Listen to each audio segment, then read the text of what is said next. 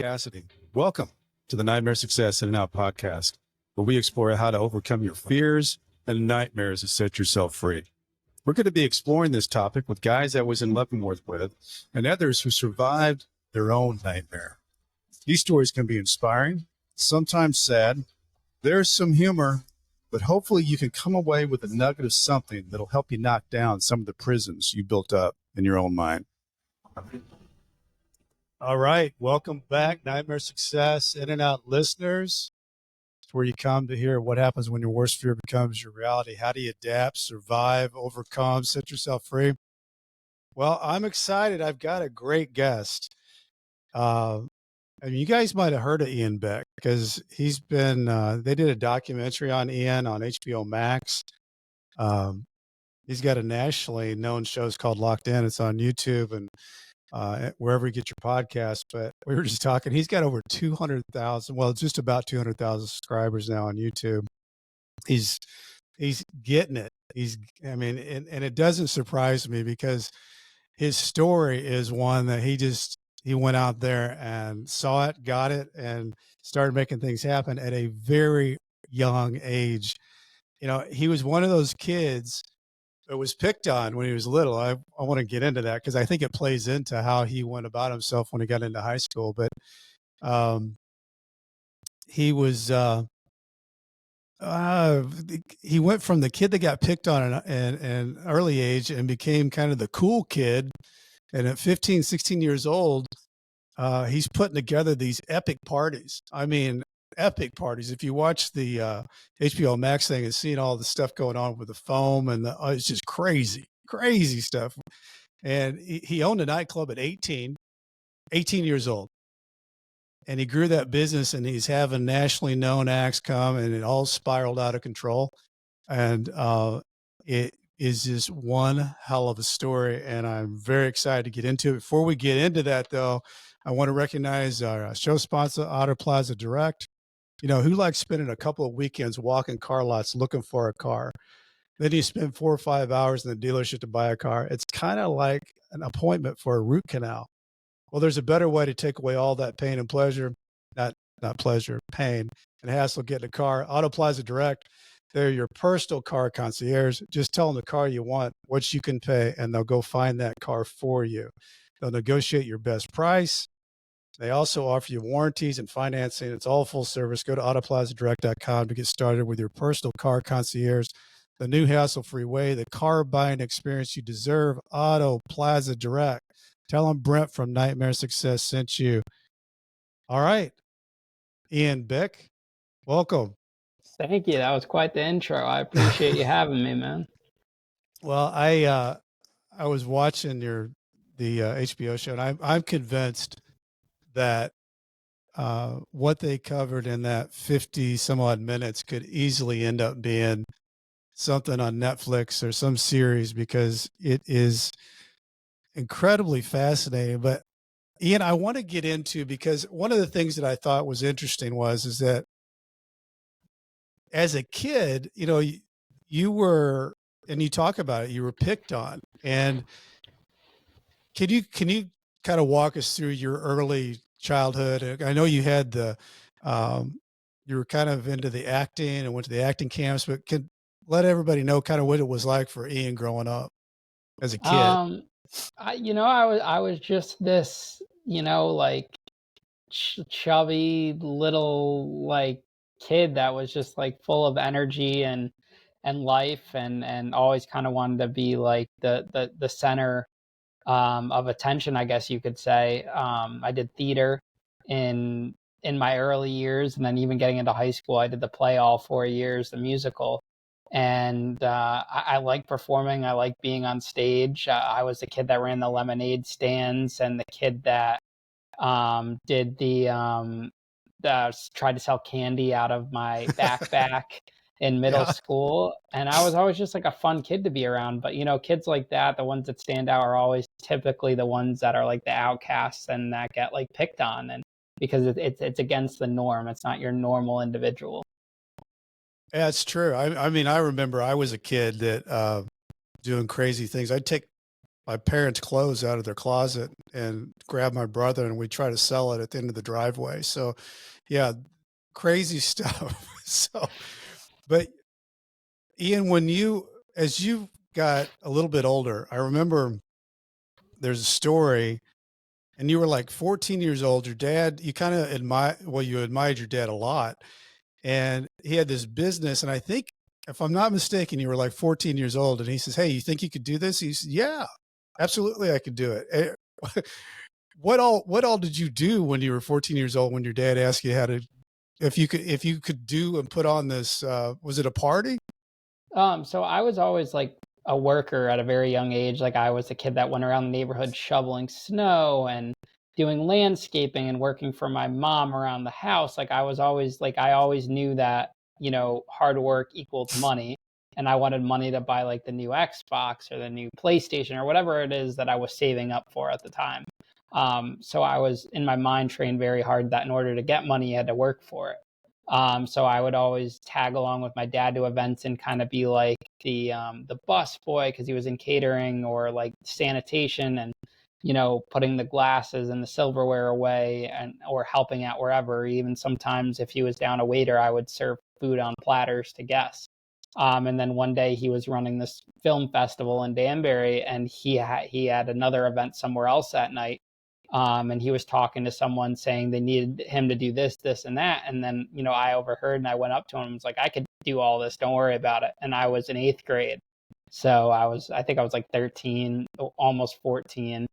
And while this is all going on, there's like a cop standing behind us that was like the school resource officer that had picked up some extra hours off duty to work this event.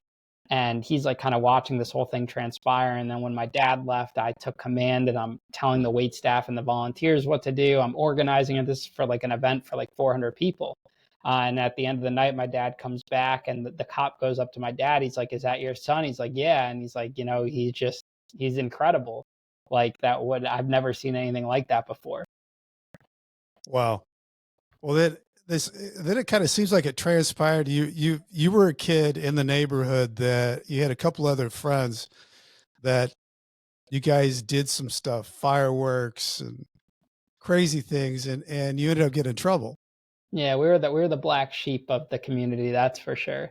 But we weren't out there to try to bother anyone. We were just doing our own thing, and that in turn pissed off kind of like the adults. I feel like when you're a kid and you're doing things, sometimes adults can get jealous or they didn't grow up that way. They could see you in a different light. I think throughout my whole life, I was always misunderstood. I'm probably still misunderstood today by a lot of people. I think people kind of get the wrong idea of me, and then they form an opinion on that, and that takes it into like a negative direction. But I think all throughout growing up and in my later years, I was always just like a misunderstood kid. Well, so I think if I remember right, you guys ended up putting some foam on some cars, and it ends up being that you guys get community service, and Yeah. which you end up taking this community service to a whole nother level, and which kind of gives you the confidence that, hey, maybe I can do this for a lot more than just what I'm trying to do with this community service. Yeah, I mean, that night that we got caught foaming these cars started everything. I mean, like, you look back on everything, I wouldn't be talking to you right now if we never foamed those cars that night. I probably would have went off to college and, did whatever, but that kind of started everything for me. So what did you do? You went to the principal, or how did it all happen? Because you ended up having this party, raised a decent amount of money, and uh, what was your genesis of your idea of, hey, I'm going to take this community service and turn it into something where I think they even wrote it up about how cool it was that you put it together. I'm a very like creative, visionary person. Like when I plan something, I can see an ending to it. So like I always look at the could be's and what could be from it, which has gotten me into trouble in the past because I'm overly optimistic. So when I would pull off certain events or try to do certain things, I'm always thinking like what it could end up into, and that would be very ambitious. I was always very ambitious and overly optimistic. But in regards to that, I mean, it was just it just clicked, you know, like for me when an idea pops in my head, there's a good chance like if I'm for it, I'm going to carry it out all the way. So I just saw a direct correlation from the success of the event to being able to turn it into a business and making it profitable and scaling it, and I like doing it. So that just all clicked for me all together. And you ended up having it at a cool place. It was called the Matrix, which ended up being, you know, I think that's it. As you got bigger in your business, you even actually had an office there at, I don't know, what age were you, 15 or 16? I was 16 when I had my first office at this giant corporate center, and I That's was working crazy. for them too. I know, dude, it was insane. I was working for them, and I was helping them. See, the thing, they liked me because I was a hard worker, but Yeah. also I was on student council and I knew other schools, so I started getting proms for them. I got them probably like $200,000 or $300,000 in prom revenue that year. Just Which you is know, nuts, getting Ian. yeah. That's just I mean, crazy. really, Cause I think that's the perfect business for any 16-year-old to do. You go to your local banquet center and say, "Hey, I'll help." If you're, it's kind of like what politics is now today. You know, yeah, like if you're connected to someone, like it's literally like insider trading, but on a high school level. And you're going and you're saying, "Hey, you know, like we could get these people, or we could have our prom there." You know, so I think the whole marketing and really what I wasn't a business person. I was a marketer and I just knew how to put the pieces together. which is pretty incredible when you think about the type of things you're doing. And I think it's interesting that those people gravitated to you, these adults, that wanted to hire you and said, "Hey, you could end up being, you know, somebody that we can connect the dots with and make some money." Yeah, absolutely. I mean, they liked me and they liked that I was a hard worker. You know, I would set up meetings for them. I would work late. I was 16 working till like midnight. They were like, make sure you know you punch out by this time because of labor laws and stuff. And I was like, okay, I'd punch out and I get back right to work. And like, it wasn't about money. You know, I wanted to get the job done.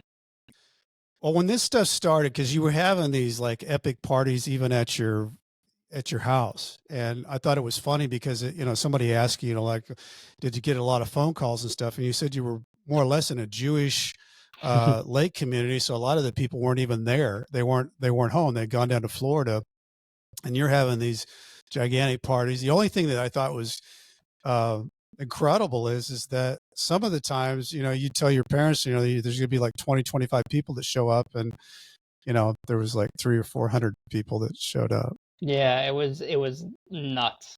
They definitely got mad at me, especially when I kept saying there would only be 50 and then there would be a few hundred every time.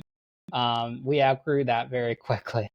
Well, and the other thing I thought you had that whole service thing even in the party scene at a home is that you were talking about, you know, you had the, you know, the nacho bar set up, you had, you know, the bar, the sodas, the everything that, you know, that wasn't just like some kids showing up in a basement, no, nothing to do. You were actually scaling this thing to, you know, an event.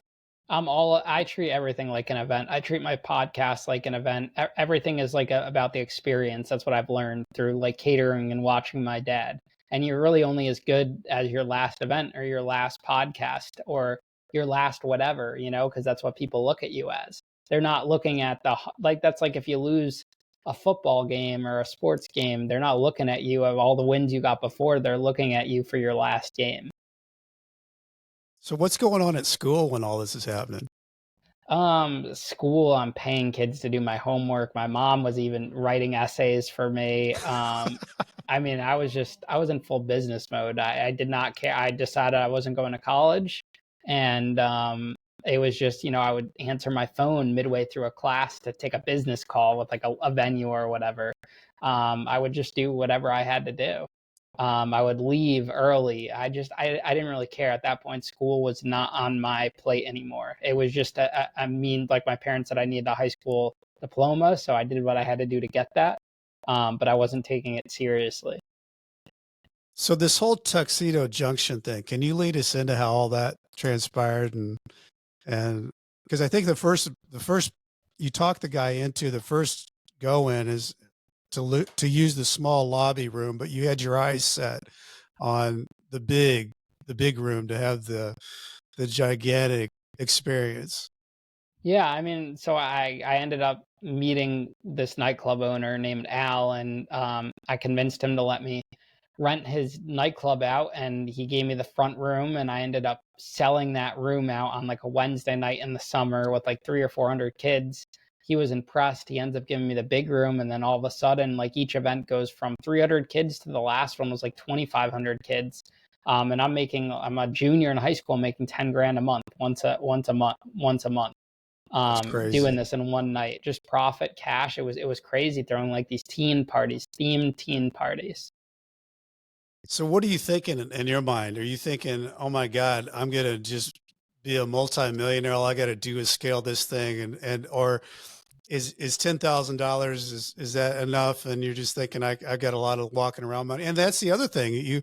You were the guy that could take everybody out and do all the stuff and cover everybody when they didn't have any money. Yeah, I mean, I loved it. I loved the attention I was getting. I loved the business I was building. To me, it was fun. It wasn't work. It was driving my creativity. It gave me something to do. It was my hobby. It was my passion. I felt like I had purpose doing that, and they just kept going and going. I mean, I bet you if the first one failed, then I probably would have be thinking about things differently. But the truth was, every one was more successful than the last one. That gave me a lot of motivation to keep going. It's crazy. The I thought it was crazy that you put all these things, these parties together, but really, Ian, you said that you didn't really enjoy the party itself. It was a lot of stress. Yeah, I never had really a good time. I mean, occasionally at the club nights, I'd dance a little bit, but everything was work. It was making sure everyone was having a good time. Days of an event, even when I was doing the parties, all the way up to when I was booking the biggest acts in the world, my phone's constantly going off. Even now, like in the podcast world, everyone needs something. Everyone's reaching out, responding to messages. Like I have two phones just to deal with everything because I also have clients for my social media business that I'm building in our studio. So it's just constant go, go, go, go all the time. But days of events, like my phone would literally freeze because I was getting so many text messages from people asking to get on the guest list or they needed this or that. Well, let's talk about the next step, because when you start scaling this thing, you start taking in investors. And from what I understand from it is that, I mean, everybody sees, hey, this is the Ian Bick show and these are Ian Bick parties, and you basically become a brand, and you wanted to take it to the next level, get big acts, and you brought people in. And one of the things that you had in your contract is you guaranteed their return, which obviously put a little extra pressure on you to perform. Yeah, I mean, I was just so um, confident in my success and optimistic that everything would work out that it was like I didn't put that in there as like a scam to entice people or anything. I was just so sure that everything was going to work out. And then when things didn't work out, that forced me into a corner to start lying to try to make things right to fulfill my original promise, which each lie, you tell just digs you into a deeper hole. So this thing that started out so innocently that failed organically on its own took like this whole deep dive into something that I never planned for it to become. Well, and the thing that I was, when watching the documentary, you really didn't know that it wasn't a success, because I mean, looking at the film and seeing the people in the party and everybody's, going crazy, there was the night that, you thought you killed it, and everybody's, you know, jumping and dancing, and the guy comes up to you and he says, "We lost our ass tonight." And you're like, "Why? What happened?" And I think you had 1,300 people there, and he needed 2,000 people to get to a break even point. What were your thoughts when that happened? Because in your mind, you're thinking, "Hell, we've done this. We promoted it. It's a success. Now you've got these investors, and you didn't even break even." I was sick, man. Like I thought, because up until that point, everything I've only seen success. I had never failed. So to me, like I couldn't imagine, that this run was over. And also it just put me in a bad position because I had never lied to my friends before. And I felt like I was being forced into a corner where like if I told them what happened, it would make me a liar anyways, because I'd been telling them this whole time based off of information that I was being given that it was the shows were making money. And then, they were at the show. They could have thought maybe he's just saying they didn't make money so he could keep it all or whatever. It was a really sticky situation. Ultimately, I made the wrong choice in that matter, but that was like that one moment that defined the rest of my life forever. I get it though, because I mean, like you said, at that time, everybody's seen you as a big success. Everybody's seen, oh my God, Ian's the guy that he can make everything happen. He can, he sells the vision and then it happens. And the pain of telling somebody that, hey, it didn't work out. You've got people that are invested, that are friends of yours, and there's a fork in the road right there. You either say, hey, it's a bust, we've lost, or you take the other path and say, no, we're good. We just need to do more of it. Yeah, I mean, I think that, being in that position I was 17 at the time. I mean, it's a very difficult position for an adult to be in. So, a 17-year-old, um, it was tough. It was stressful. And I wanted to take it all on my own. And I just made the wrong choice in that. And there was a time, Ian, that you had kind of buffered yourself with what, like $600,000 that was going to be your way back to payback and get yourself into taking the stress off and getting a fresh start. So how did all that happen? And then what happened? I mean, essentially, we ended up after these string of concerts failed. I got into this electronics business, which with my best friend at the time, and they ended up turning out to be fake. But before I found out they were fake and unsellable, we raised all this money from investors that we were promising a 50% rate of return to, structured as a loan because we thought that we could resell the electronics for 300 or 400%. So all of a sudden, first returns are coming back to people, and we're using one loan to pay off another loan until we can sell the electronics. People are like, "Wow, this is legit," and then all of a sudden, everyone starts giving their money um, to us. And I think it was like June or July. I was 18, 2013, and we had like $600,000 in the bank raised from this business. Um, and I things were coming together, and I made a ton of bad investments. I'd put 250 grand into concerts, some more into like random businesses, 100,000 into this first nightclub I started. And then we used some of the money to buy like a pair of jet skis for the company that we thought if you could have a company car, you could have a company jet skis. We took some trips, bought some clothes, but it was minimal, probably like 100 grand. We were figuring, like if that's our salary, we weren't taking a salary, so that's our salary. Which, Um, which but kind of there was makes just, sense. yeah, there was just no I was accounting, surprised. I was surprised, Ian, how big of a deal they made out of the jet skis. because that was the only thing. When you look back on it, that was literally the only thing. If you subtract the jet skis, it's like, what did they get out of this? Right. Because there's a couple trips that the investors went on themselves with me. But Looked like great trips. yeah, I think the jet skis were unintentionally the most damaging thing about this whole thing. Um, It was the biggest thing that they talked about. And I kept coming back to think, well, gosh, they're like $10,000 jet skis. yeah, I mean We're there was talking about a lot of money, and they zeroed in on that. Ian went out and got some jet skis because he liked jet skis. yeah, I mean like that was literally I mean, all right, so $20,000 on jet skis out of hundreds of thousands of dollars of business, they focus so much on that. And it's a very complicated case. Like this story could literally be its whole series in itself.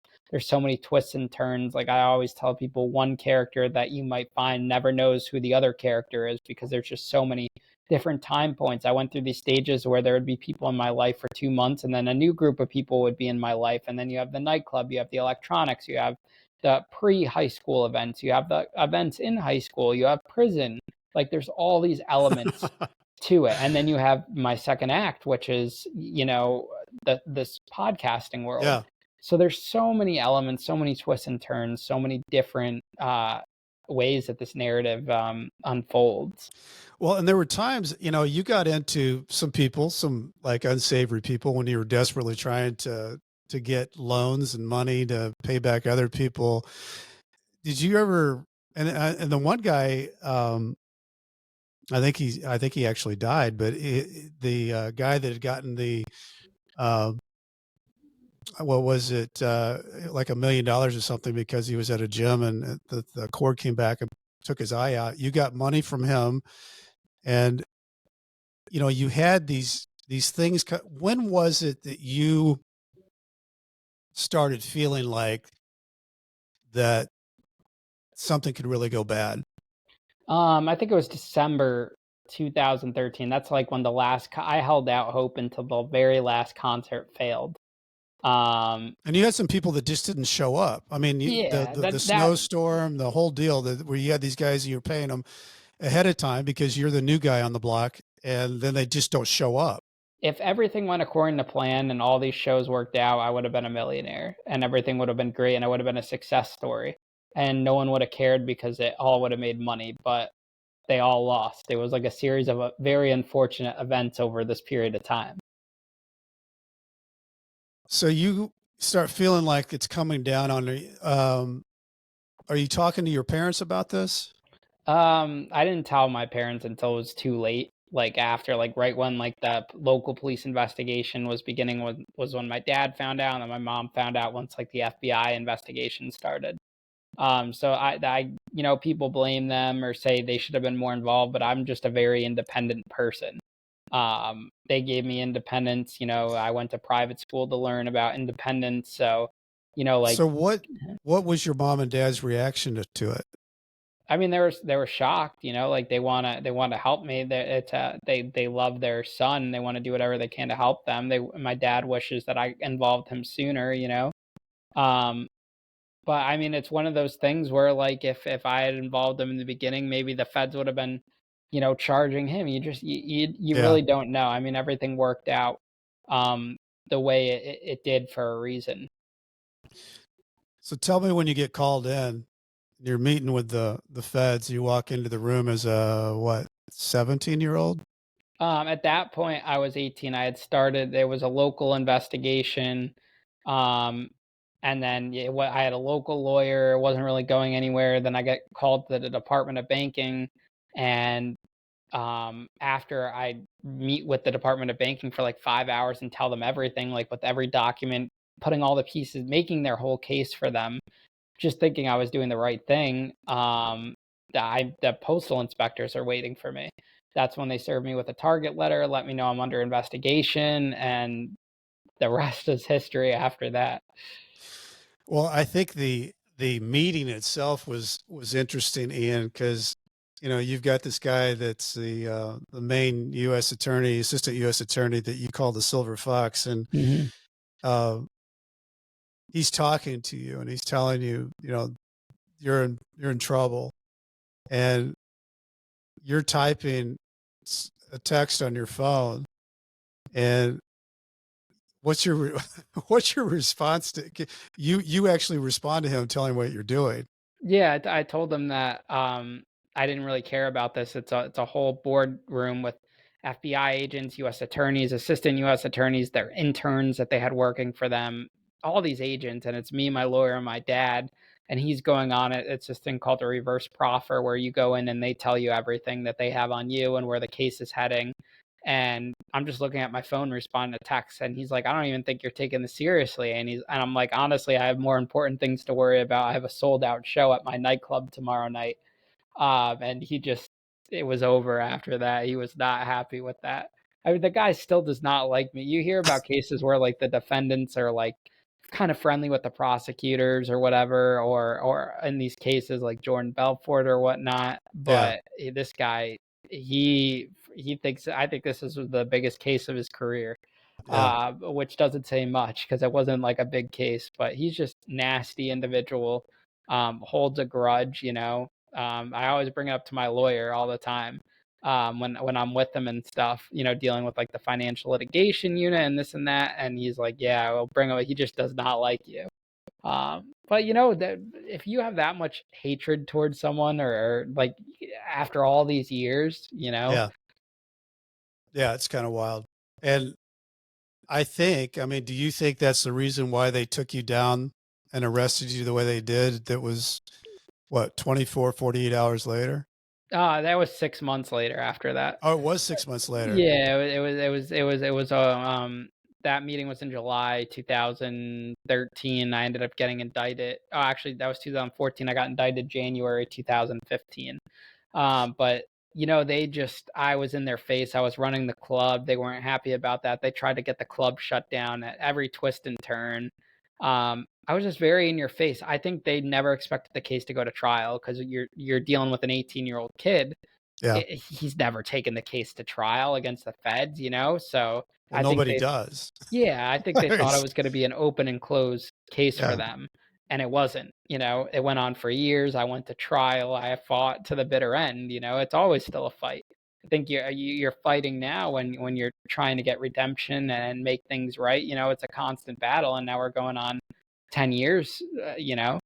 And and I think it really does take 10 years of when you talk about any of us that go through the federal system, it takes about 10 years of your life. You're when it starts to when you feel like you finally getting your feet back, under you, and you're starting your second chance. But I was curious when you left that meeting and you had that room full of people and it's all feds.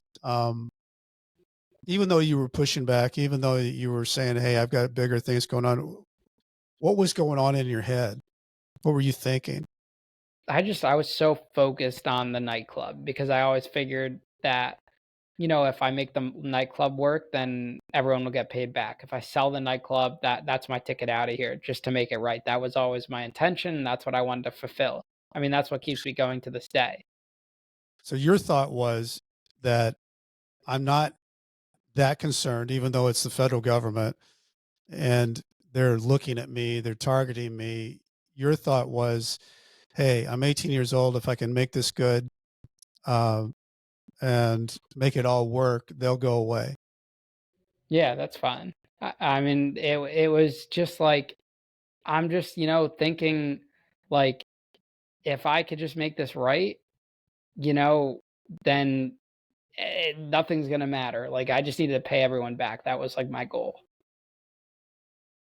And your mom, your dad, what are they saying to you through this time period that you're in limbo between, the court I think it was trial? just new uncharted territory for them. Like they were trying to be, I mean, no parents ever really prepared for this. So they were trying to be as supportive as possible. They came to every court hearing. My dad, because I didn't have my license at the time, I was suspended, so he drove me to every court hearing. Just being as supportive and as loving as possible. What can any parent really do in that situation? Yeah, all I can do is support you. So since not very many people go to trial, 97% of the people that are indicted, they plea bargain out. You went to trial. What was your trial like?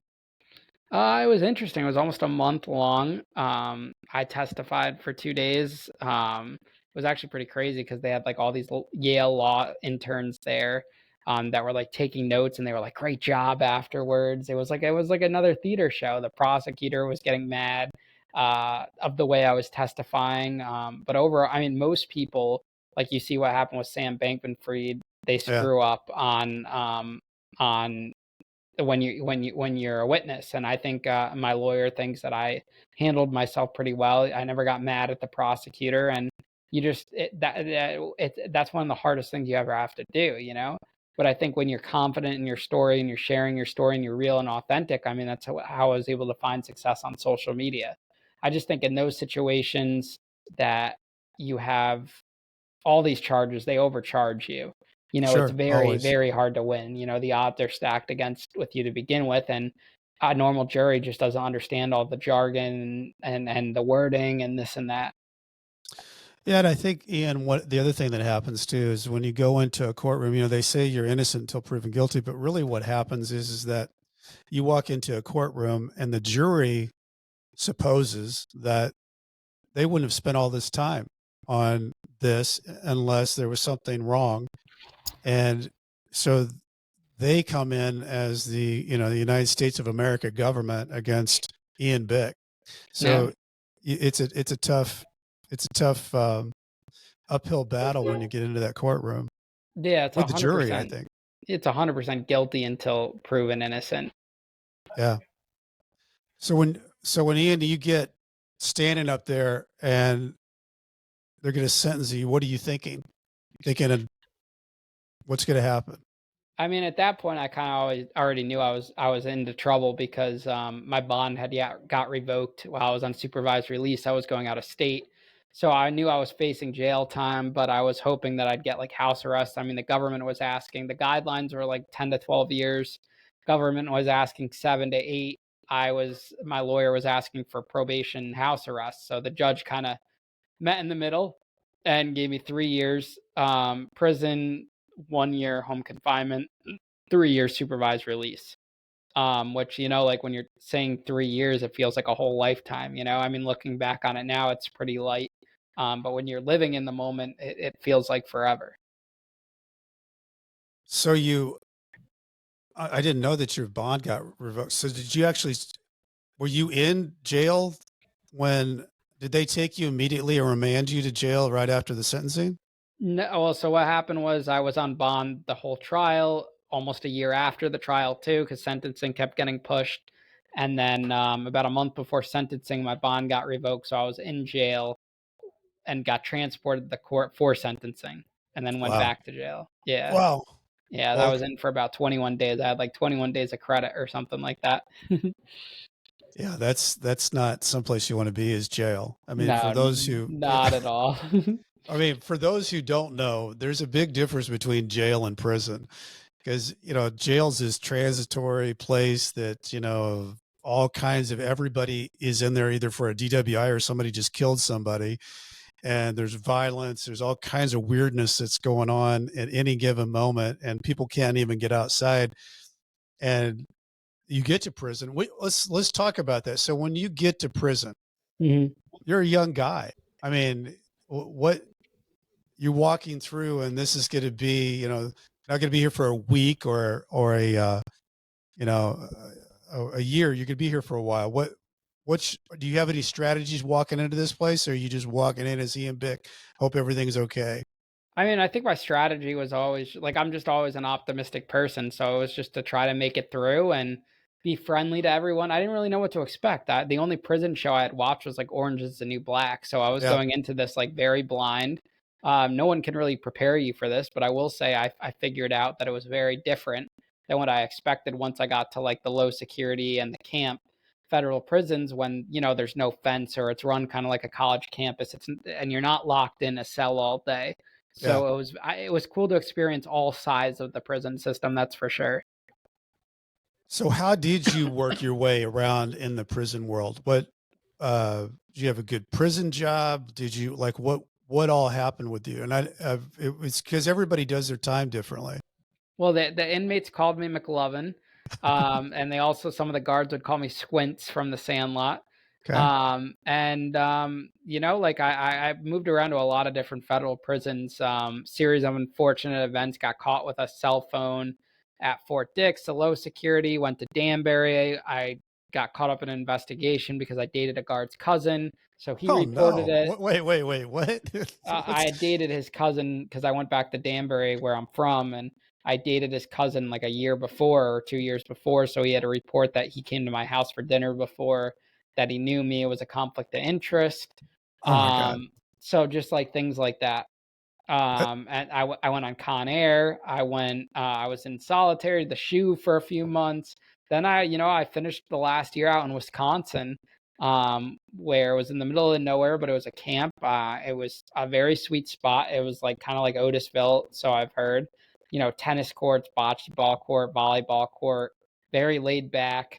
Um, just it was crazy. Guys were like smuggling in McDonald's and eating Chinese food on the weekends and doing all this. It was a really insane experience. I was a snow shoveler for a little bit. I was the prison baker. I made cheesecakes as a little hustle. I Okay. did gambling. I was just kind of like all over the place. Well, I heard somewhere, and maybe it was on one of your other interviews. You were talking about a guy came to you and he said he needed so much, money on his books, and you figured a way of guys that were a lot bigger and in very good shape, and you figured out how to pay them some commissary, and you didn't really have any problems after that. Yeah, I mean, I titled it as like paying for protection in prison and went viral, but it really wasn't that. It was just like I just befriended people and saw they needed stuff and I took care of them. And I think that kind of applies to life, like helping someone when they're kind of down and they're looking out for you in general. It wasn't like, hey, yo, give me $100 a week and I'll protect you. It just kind Right. of like naturally unfolded. But I'm a likable person with a personality, and I was able to kind of navigate and survive. I mean, looking back, I don't know how I didn't get severely hurt, but I made it through. I got lucky, and now I have this story from it. And I never would have expected that prison itself would be the thing that would make me successful. And it is an odd thing, Ian, because you don't know what to think when you go into prison, and it's one of those places where the only way you know about it is to go in and you're an inmate.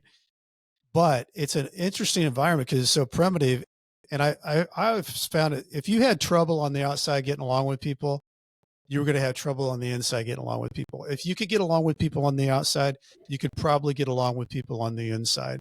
And it's a place of respect. And if you show people respect, they show it back to you usually. And it's one of my biggest probably surprises in prison is that there was a lot of good people in there that had made mistakes, but it wasn't like what I had seen or thought when I was watching TV and thinking about what I was going to do when I went in. Yeah, absolutely. There was a lot of people that helped me get set up immediately. That I was like, wow, this is. I thought I was going to get stabbed and raped and in a fight here in the first 30 minutes, and these guys are helping me, showing me how to make my bed, cleaning my locker. It was a whole different deal, showing me where I needed to go and how to do it. And it was like, wow, these Yeah, there can guys. be some very friendly people in prison that are just want to look out for people too, and there's also people that are not in your best interests. Yeah, yeah, and like everywhere else, you can get into a lot of shit, or you can stay out of it. And there's two ways to go in prison. There's you can get into it and stay in it, or you can just try to do your time the best you can and eat the time as you can by staying busy, and you finally get. So I want to talk about you end up getting close to the door. Are you thinking, Ian Bick coming out, I'm going to redo and become what I was doing before? Or were you thinking new start, new ideas? I've got a new plan. What was going through your head as far as how you're going to re-enter the world?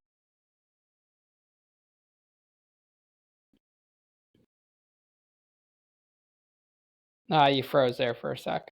Did I freeze up? Yeah, but so what was going through my head was, I was very focused on getting back into the nightclub business. I figured that's where I was going to find redemption, finish what I started, get out and rebuild that. And when I got out, I realized it was going to be a lot harder than I expected it to be.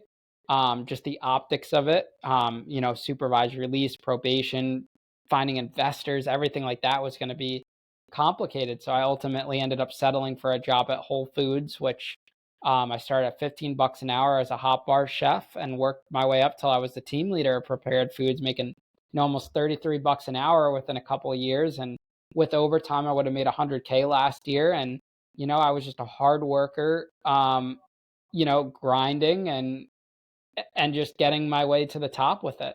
And it helped me rebuild my life, get good credit, um, get a dog, get a car, do all these things that I never had before, even as a nightclub owner. That's interesting. So you kind of made your way and worked your way up at Whole Foods. Yeah, absolutely. And it was great, until it wasn't, until I lost like my passion for it. And I got back. I think like if you're born like an entrepreneur, you always have it in you and then it never really goes away. So I think it Yeah. just took me a little bit of time to rediscover that and realize like that was my journey and that was my path and that's what I wanted to do. So walk us into that. What you're doing now? How did you get? What made you say, I'm going to create, I'm going to do this show, everything that you're doing now? So my friend convinced me to start telling my story on TikTok and social media platforms. So I just started doing videos. And my fifth one talking about being in solitary went viral, did like 1.5 million views.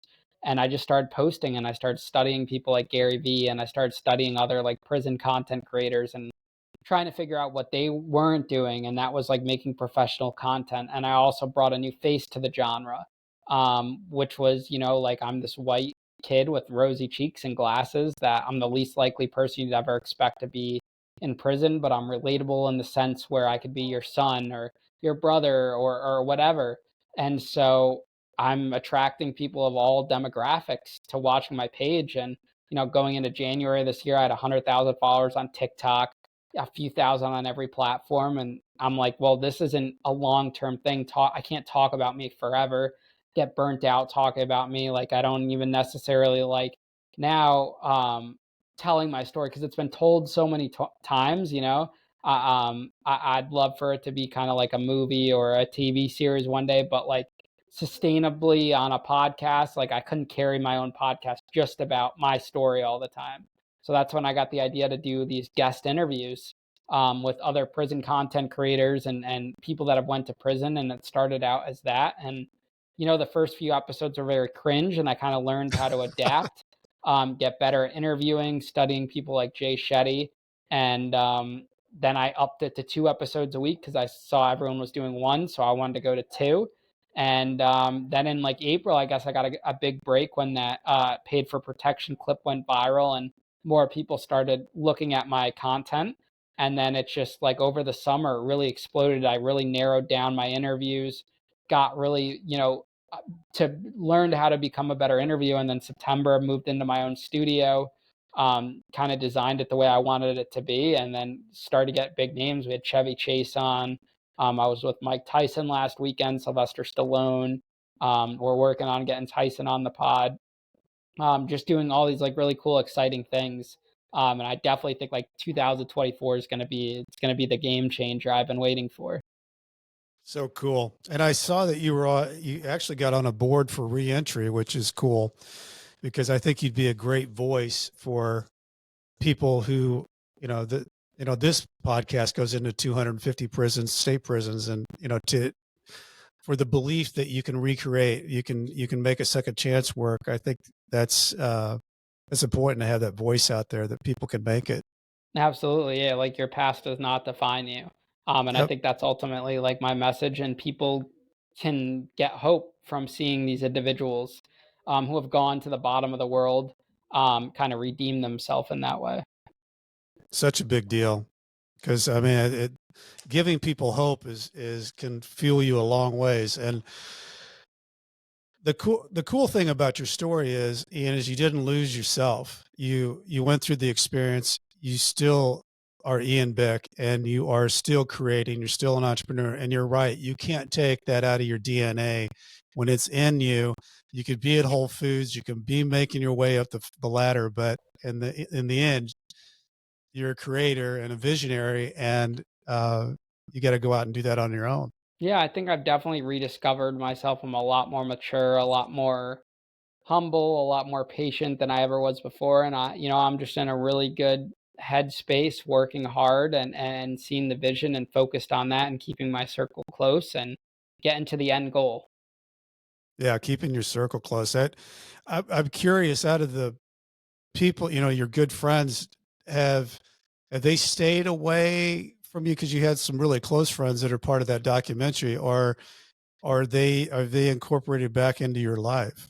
I've lost a lot of friends that weren't technically, I guess you could even say my friends from high school that have been in and out of the woodwork. Like when the HBO doc came out, everyone reached out. The same people that were talking shit on social media reached out to, say, wow, this is so cool, or this and that. You have those people. And then you have the people that reach out when they see you're coming back on top, you're getting featured in big articles, or you're with the celebrities, or this and that.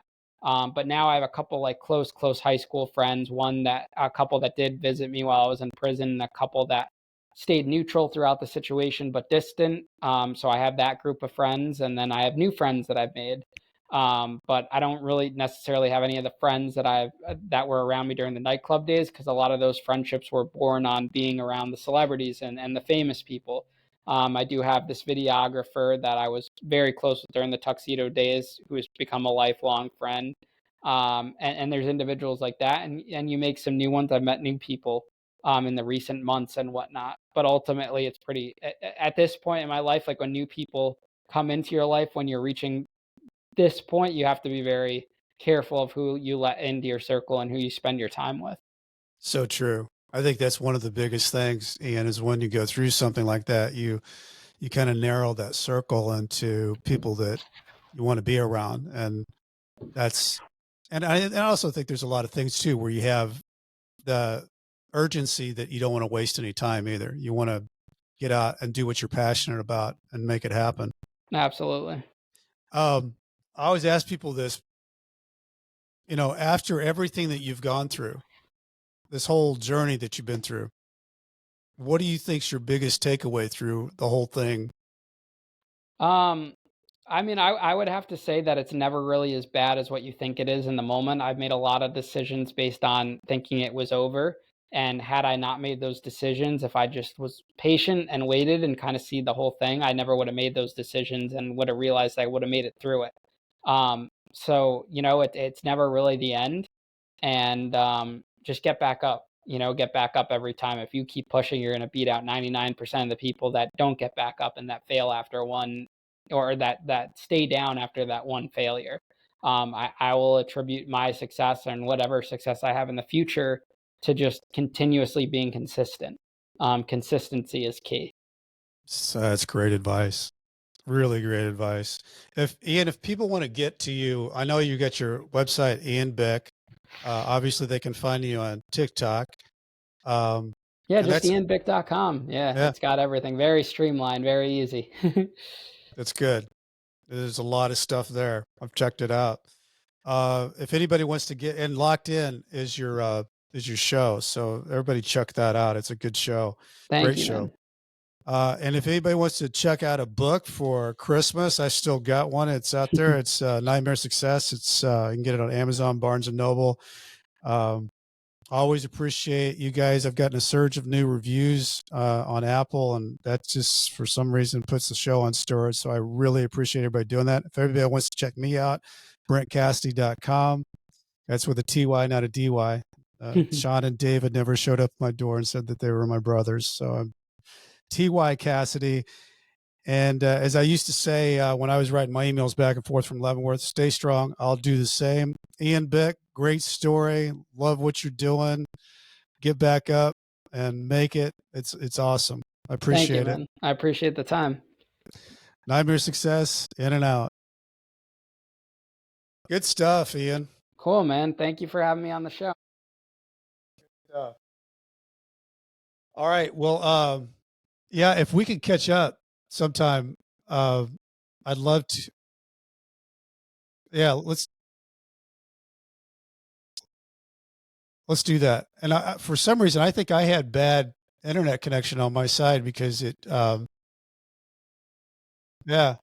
But the good thing about this Riverside is it takes it and fixes it. So let's, yeah, I'll just text you and see what you got on your calendar after in January. All right, man. Be good. See ya.